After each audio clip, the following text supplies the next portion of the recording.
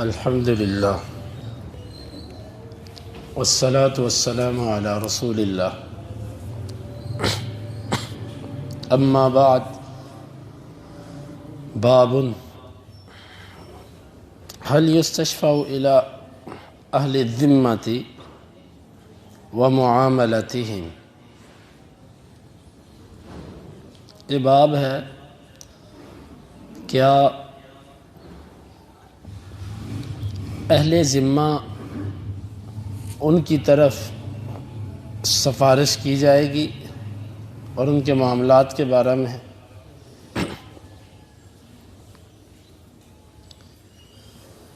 امام بخاری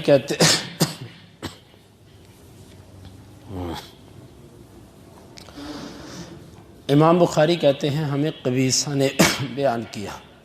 وہ کہتے ہیں کہ ہمیں ابن عیینہ نے، وہ سلیمان الاحول سے، وہ سعید بن جبیر سے، وہ ابن عباس رضی اللہ عنہما سے، وہ کہتے ہیں یوم الخمیس وما یوم الخمیس، جمعرات کا دن، اور تمہیں کیا معلوم کہ جمعرات کا دن کیا ہے۔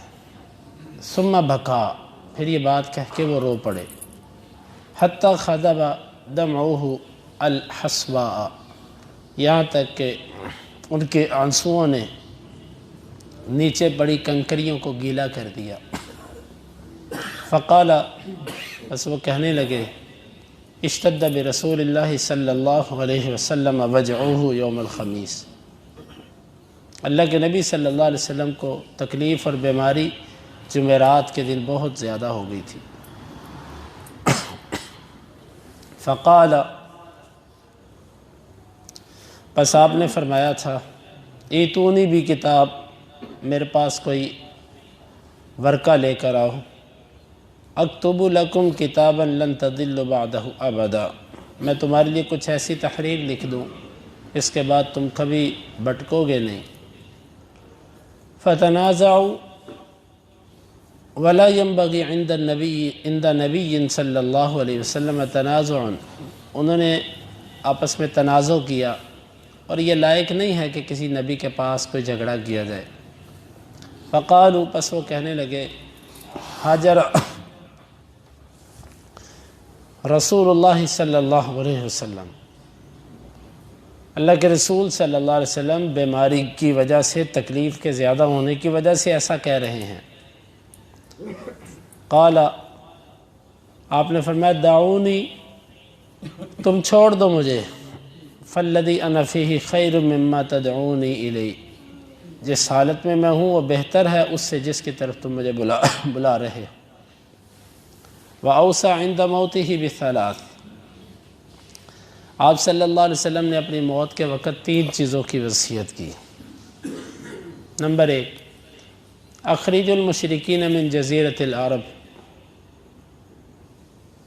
جزیرہ عرب سے سارے مشرکوں کو نکال دینا۔ وَأَجِيزُ الْوَفْدَ بِنَحْوِ مَا كُنْتُ أُجِيزُهُمْ، اور جو قافلے آتے ہیں ان کے لیے تحفے، تحائف اور اجازت اسی طرح رکھنا جس طرح میں کرتا تھا۔ وَنَسِيتُ الثَّالِثَةَ، اور تیسری چیز جو آپ نے بیان فرمائی وہ میں بھول گیا۔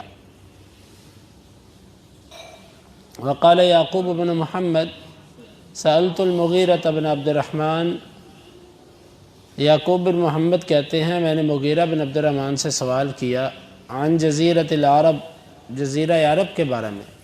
قال مکۃ والمدینۃ والیمامۃ والیمن، جزیرہ عرب سے مراد یہ مکہ، مدینہ، یمامہ، یمن، یہ سب مراد ہیں۔ قال یعقوب کہتے ہیں، والعرج اول تہامہ، اور جو عرج ہے یہ تہامہ کا ابتدائی حصہ ہے۔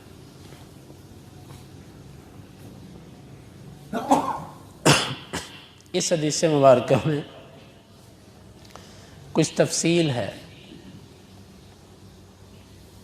وہ تو انشاءاللہ العزیز آگے دوبارہ حدیث آئے گی، وہاں پر ہم تفصیلی بات کریں گے، کیونکہ اس حدیث میں یہ ہے کہ آپ صلی اللہ علیہ وسلم نے آخر وقت میں یہ کہا تھا کہ میرے پاس قلم اور ورق لے کر آؤ، تو اس وقت صحابہ کرام جو آپ کے پاس تھے ان کی دو آراء بن گئیں۔ کچھ یہ کہتے تھے کہ اللہ کے نبی صلی اللہ علیہ وسلم یہ بات بیماری کی وجہ سے کہہ رہے ہیں، تکلیف کی وجہ سے کہہ رہے ہیں، ضرورت نہیں ہے قلم پینسل پیش کرنے کی، بس ہمارے پاس جو دین آ چکا ہے وہ ہمارے لیے کافی ہے، اس حالت میں اللہ کے نبی صلی اللہ علیہ وسلم کو تکلیف مت دو۔ جس طرح کہ کوئی بندہ بیمار ہوتا ہے، وہ آخر وقت میں یہ کہتا ہے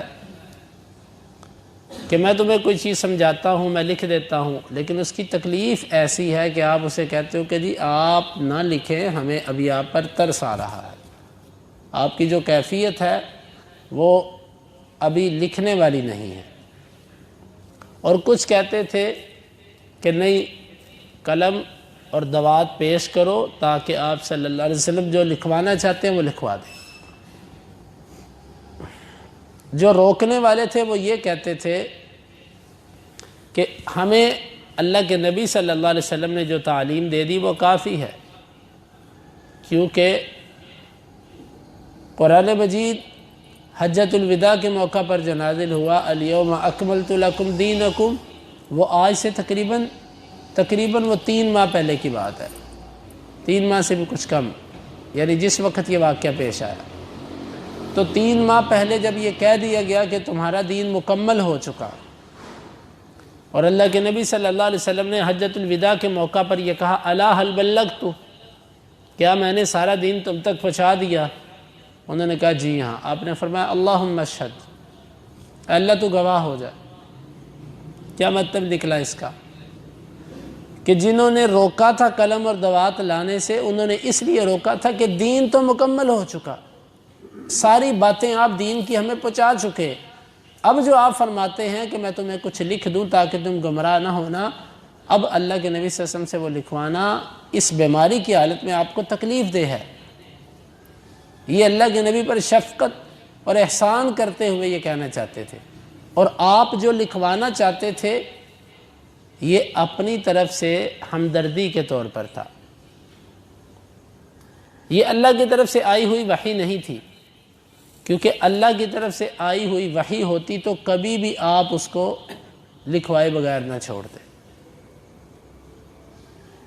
دوسرے نمبر پہ اللہ کے نبی صلی اللہ علیہ وسلم پر جب وحی آئی، مشرکین کے بڑے بڑے سردار آپ کے مخالف تھے، لیکن آپ نے اسے پہنچا دیا، آپ نے لوگوں میں بیان کر دیا۔ یہاں پر تو سب آپ کے شاگرد تھے، سب آپ کے امتی تھے۔ اگر یہ اللہ کی طرف سے حتمی وحی ہوتی تو یہ ممکن نہیں تھا کہ آپ لکھوائے بغیر چھوڑ جاتے۔ اہل علم اس کے بارے میں کیا کہتے ہیں کہ اللہ کے نبی صلی اللہ علیہ وسلم لکھوانا کیا چاہتے تھے؟ اگر دیگر روایات اور قرائن کو دیکھا جائے تو آپ صلی اللہ علیہ وسلم خلافت کے بارے میں لکھوانا چاہتے تھے۔ یہاں سے بعض لوگ کہتے ہیں جی اللہ کے نبی صلی اللہ علیہ وسلم علی رضی اللہ عنہ کی خلافت لکھوانا چاہتے تھے۔ یہ بات حقائق کے خلاف ہے۔ اللہ کے نبی صلی اللہ علیہ وسلم علی رضی اللہ عنہ کی خلافت نہیں لکھوانا چاہتے تھے، بلکہ دوسری مسلم کی روایت کے اندر تو یہ آتا ہے کہ عباس رضی اللہ عنہ علی رضی اللہ عنہ کے پاس گئے اور کہتے ہیں کہ آؤ اللہ کے نبی کے پاس جا کے ہم اپنے بارے میں کچھ لکھوا لیتے ہیں تاکہ ہمیں اس چیز میں سے کوئی حصہ مل جائے۔ اس چیز سے مراد خلافت تھی۔ علی رضی اللہ عنہ کہنے لگے چچا جان نہ جانا بہتر ہے، کیونکہ اگر کوئی چیز ملنی بھی ہوئی نا تو اللہ کے نبی صلی اللہ علیہ وسلم نے اگر یہ کہہ دیا نا کہ تمہارے لیے اس خلافت میں سے کچھ نہیں ہے تو ہمیشہ کے لیے محروم ہو جائیں گے۔ جب نبی نے کہہ دیا نا تمہارے لیے کچھ نہیں تو کسی نے نزدیک نہیں آنے دینا، تو ابھی چپ رہو، خود بخود جب باری آ جائے گی آ جائے گی۔ یہ مسلم کی حدیث۔ نہیں گئے، اور کچھ لوگ کہتے ہیں غدیر خم کے موقع پر نصیحت کر دی تھی۔ اگر غدیر خم کے موقع پر وصیت کر دی تھی تو یہ جو عباس کہہ رہے ہیں کہ اللہ کے نبی سے کچھ لکھوا لیں اپنے بارے میں، اور علی کہہ رہے ہیں کہ اگر کچھ ملنا بھی ہوا تو نہیں ملے گا، تو لہٰذا وہ روایت کا معنی کرنا کہ جی من کنت مولاہ فعلی مولاہ، اس کا معنی یہ ہے کہ میرا جو ہے نا خلیفہ بلا فصل علی ہوگا، یہ تحریف ہے دین کے اندر، یہ جھوٹ اور بہتان بازی ہے، اس کا اس مسئلے سے کوئی تعلق نہیں، بلکہ اللہ کے نبی صلی اللہ علیہ وسلم جو لکھوانا چاہتے تھے وہ ابو بکر کی خلافت تھی، اور یہ میں اپنی طرف سے نہیں کہہ رہا، یہ روایات اور قرائن سے اس چیز کی دلیل ملتی ہے۔ پھر بعض لوگ یہاں پر یہ اعتراض کرتے ہیں، وہ یہ کہتے ہیں کہ دیکھو عمر رضی اللہ عنہ نے روک دیا کہ کوئی قلم اور دوات نہ لے کر آئے، گویا کہ انہوں نے اللہ کے نبی صلی اللہ علیہ وسلم کو وصیت کرنے سے روک دیا۔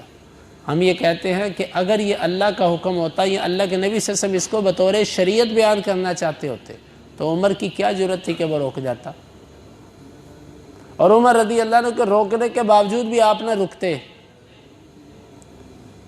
اور پھر وہاں پر علی رضی اللہ عنہ بھی موجود تھے، آپ کے چچا عباس بھی تھے۔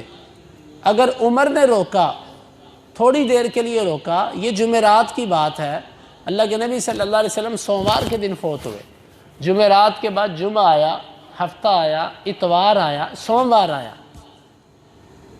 اب سوموار کا دن آ گیا، اتنے دنوں کے اندر علی رضی اللہ عنہ کو ایک دفعہ بھی علیحدگی نہیں ملی اللہ کے نبی سے، اتنے دن عمر رضی اللہ عنہ اللہ کے نبی کے پاس بیٹھے رہے کہ کچھ لکھوا نہ دیں۔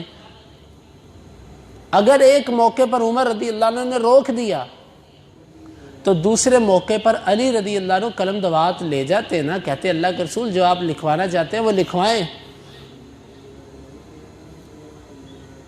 لیکن آپ نے لکھوایا نہیں، لکھوایا، بلکہ اس سے تو یہ سمجھ آتا ہے کہ عمر رضی اللہ عنہ کا یہ روکنا بھی رب کے موافق تھا، کیونکہ عمر رضی اللہ عنہ بعض چیزوں پر سوچتے تھے، کہتے تھے، اللہ تعالیٰ اسی طرح ہی وحی بنا دیتا تھا۔ ابن حجر رحمہ اللہ نے 18 چیزوں کا ذکر کیا کہ دین اسلام کے اندر 18 چیزیں ہیں کہ عمر نے کہیں رب العالمین نے ویسے کر دی۔ یہاں پر عمر رضی اللہ عنہ کا قلم دوات سے روکنا یہ بھی موافقت ربی تھا، رب کی موافقت تھی، اسی لیے آپ 5 دن اس کے بعد زندہ رہے، آپ نے نہیں کہا دوبارہ قلم دوات لے کر آؤ۔ اگر وہ دین ہوتا، اگر وہ اہم چیز ہوتی، اس کا دین سے لازمی تعلق ہوتا تو اللہ کے نبی صلی اللہ علیہ وسلم اس کو لکھوا کے چھوڑتے، بلکہ آپ صلی اللہ علیہ وسلم نے بھی عمر کی بات میں یہی بہتری سمجھی، جس طرح کہ ایک دفعہ آپ نے ابو ہریرہ سے کہا کہ ابو ہریرہ جاؤ جو لا الہ الا اللہ پڑھتا ہے اس کو جنت کی بشارت دے دو۔ ابو ہریرہ رضی اللہ عنہ جنت کی بشارت دینے نکل گئے، آگے سے عمر رضی اللہ عنہ ملے، کیا کر رہے ہو؟ جنت کی بشارت دے رہا ہوں، سینے پر مارا زور سے، پیچھے کو گر پڑے، روتے ہوئے اللہ کے نبی صلی اللہ علیہ وسلم کے پاس آئے کہ عمر نے مارا مجھے۔ عمر کیا بات ہے؟ اللہ کے رسول صلی اللہ علیہ وسلم آپ لوگوں کو لا الہ پر جنت کی بشارت دے رہے ہیں، لوگ تو لا الہ پڑھ کے گھر بیٹھ جائیں گے، کوئی عمل کی طرف آئے گا نہیں، وہ کہے گا بس لا الہ پڑھ لیا جنت کافی پکی ہے میری۔ آپ نے فرمایا ٹھیک ہے تمہاری بات، ہم نے روک دیا اپنا فیصلہ۔ تو عمر رضی اللہ عنہ جو تھے، ان کا یہاں پر روکنا اور اللہ کے نبی صلی اللہ علیہ وسلم کا بعد 5 دن بعد تک زندہ رہنا، آپ کو دوبارہ نہ لکھوانا، علی اور اہل بیت یہ سب کے سب تھے، اور یہ بھی دوبارہ انہوں نے نہیں کہا کہ لکھ دیجئے۔ ان ساری باتوں کا مطلب یہی نکلتا ہے کہ رب العالمین کو ایسے ہی منظور تھا کہ نہ لکھوایا جائے، تبھی نہیں لکھوایا گیا، کیونکہ بعض چیزیں ایسی ہیں آپ صلی اللہ علیہ وسلم کو بیان کرنے سے بھی پہلے منسوخ کر دی گئی۔ نسخ کی کئی قسمیں، ایک ہوتا ہے ایک عمل ہوا پھر منسوخ ہوا، دوسری قسم یہ ہے کہ ابھی عمل نہیں ہوا منسوخ ہو گیا، اور تیسری قسم یہ ہے کہ ایک چیز بیان ہی نہیں کی، ابھی لوگوں کو آئی تھی بیان کرنی تھی، کرنے سے پہلے منسوخ۔ اس طرح کہ صحیح بخاری کے اندر آتا ہے، آپ صلی اللہ علیہ وسلم رات کو باہر نکلے، آپ لوگوں کو یہ بتانا چاہتے تھے کہ لیلۃ القدر کس رات ہوگی۔ دو بندے آپس میں جھگڑ رہے تھے، آپ ان کا جھگڑا چھڑانے میں، ختم کروانے میں لگ گئے۔ جب جھگڑا چھڑا کر فارغ ہوئے، آپ صلی اللہ علیہ وسلم فرماتے ہیں کہ میں نکلا تھا تمہیں بتانے کے لیے لیلۃ القدر، دو بندوں کے جھگڑے میں مصروف ہو گیا، اب وہ مجھے بھلا دی گئی ہے۔ اور نبی کو کوئی چیز ویسے بھلائی جاتی نہیں، نبی کو جب کوئی چیز بھلائی جاتی اس کا مطلب ہے وہ منسوخ کر دی گئی۔ تو یہ امر بھی اسی میں سے ہے کہ آپ کے دل میں آیا کہ میں یہ چیز لکھوا دوں، لیکن اس کے وجود میں آنے سے پہلے ہی اللہ کی طرف سے ایسے تھا کہ اس کو ختم کر دیا گیا۔ لہٰذا یہاں پر کچھ لوگوں کا واویلا کرنا کہ جی وہ اہل بیت کی خلافت لکھوانا چاہتے تھے، خلافت بلا فصل لکھوانا چاہتے تھے، ہم کہتے ہیں کہ اگر وہ لکھوانا بھی چاہتے تھے تو چلو منسوخ ہو گیا۔ اور 5 دن بعد اللہ کے نبی صلی اللہ علیہ وسلم زندہ رہے، آپ اگر وہ دین تھا تو آپ لکھوا دیتے۔ علی رضی اللہ عنہ نے اس موقع پر اس کے بعد کوئی فرصت جان کر کیوں نہیں لکھوا لیا؟ اس پر سینکڑوں سوالات ہیں جس کا یہ لوگ جواب نہیں دے سکتے، بلکہ اگر ہم دیگر قرائن سے دیکھیں تو یہ لکھوانا بھی ابو بکر کی خلافت ہی چاہتے تھے۔ پھر لکھوائی کیوں نہیں؟ لکھوائی اس لیے نہیں کہ میری امت بھی جو فیصلہ کرے گی نا وہ فیصلہ غلط نہیں ہوگا، کیونکہ آپ صلی اللہ علیہ وسلم نے فرمایا لا تجتمع امتی علی الضلالہ، میری امت گمراہی پر جمع نہیں ہوگی، مستدرک حاکم کی روایت۔ اسی لیے ابو بکر رضی اللہ عنہ کی خلافت پر ساری امت متفق ہو گئی، سب صحابہ مل گئے۔ اس کے بعد عمر رضی اللہ عنہ کی خلافت پر ساری امت متفق ہوئی، پھر عثمان رضی اللہ عنہ کی خلافت پر ساری امت متفق ہوئی، پھر وہی لوگ جنہوں نے پہلے تینوں کو چنا تھا انہی سب لوگوں نے علی المرتضیٰ رضی اللہ عنہ کو چنا، اور ان کے بعد علی رضی اللہ عنہ کی خلافت برحق تھی۔ یہی ہے اس کا مطلب۔ اور آپ نے اشارے کے نائے سے ابو بکر کی خلافت کی طرف اشارے کر دیے تھے۔ آپ نے فرمایا تھا کہ سارے دروازے جو مسجد کو کھلتے ہیں یہ بند کر دو، صرف ابو بکر کا دروازہ کھلا رہنے دو۔ کیا مطلب؟ کیونکہ آپ کا دروازہ مسجد میں کھلتا تھا، کیونکہ آپ مسلمانوں کے اس وقت امام تھے، تو میرے بعد امام ابو بکر ہوگا، اس کا دروازہ مسجد کی طرف کھلا رہنے دو تاکہ اس کو آنے جانے میں آسانی ہو۔ اور اسی طرح آپ صلی اللہ علیہ وسلم نے جماعت کے بارے میں کہا گیا، آپ نے فرمایا کہ ابو بکر سے کوئی جماعت کروائے۔ لوگوں نے خوب زور لگایا کہ عمر، آپ نے عمر کو بھی قبول نہیں کیا، ابو بکر، صرف ابو بکر، علی رضی اللہ عنہ کا تو نام بھی نہیں آیا۔ دیکھیں ہمیں اہل بیت سے محبت ہے، اللہ کی قسم ان کے پاؤں کی نیچے جو خاک ہے نا وہ ہماری آنکھوں کا سرما، ہم ان کی خدمت اور ان کی محبت اور ان کے فضائل کو بیان کرنا اپنے لیے سعادت سمجھتے ہیں۔ لیکن اہل بیت سے محبت کا یہ مطلب نہیں ہے کہ ہم دوسرے صحابہ کرام پر تبرہ کریں یا ان کا حق ختم کر دیں۔ تو اللہ کے نبی صلی اللہ علیہ وسلم نے مصلی پر کسی اور کو کھڑا نہیں ہونے دیا۔ آپ کی زندگی میں 17 نمازیں ابو بکر صدیق رضی اللہ عنہ نے پڑھائی، کوئی ایک نماز بھی کسی اور نے پڑھائی؟ آپ نے کسی کو مصلی پر نہیں آنے دیا۔ یہ سب دلائل اور قرائن کس چیز کے تھے؟ ابو بکر کی خلافت کے۔ مستدرک حاکم کی روایت کے اندر صریح اشارے ہیں۔ تو لہٰذا یہاں پر بعض اہل البدع اعتراض کرتے جی دیکھو جی عمر رضی اللہ عنہ نے لکھنے نہیں دیا، اللہ کے نبی لکھنا چاہتے تھے لکھنے نہیں دیا۔ بھئی ہمارے یہ سوالات ہیں، تم ان کے جواب دو، انشاءاللہ جو حق کا طلبگار ہے اس کے لیے یہ کافی ہے۔ البتہ جو حق نہیں چاہتا، ضد چاہتا ہے، تو اس کو تو جتنے مرضی دلائل دے دیں اس کے لیے وہ ناکافی ہی ہیں۔ اللہ تعالیٰ سے دعا ہے اللہ تعالیٰ ہمیں کتاب و سنت کو سمجھنے کی، اس حدیث کی کچھ مزید وضاحت باقی ہے جو انشاءاللہ آئندہ درس میں اللہ تعالیٰ ہمیں ان مسائل کو سمجھنے کی اور ان کے تقاضوں کو پورا کرنے کی توفیق عطا فرمائے۔ اللہم انفعنا بما علمتنا وعلمنا ما ينفعنا وزدنا علما وآخر دعوانا ان الحمد للہ رب العالمین۔ حدیث نمبر 3053۔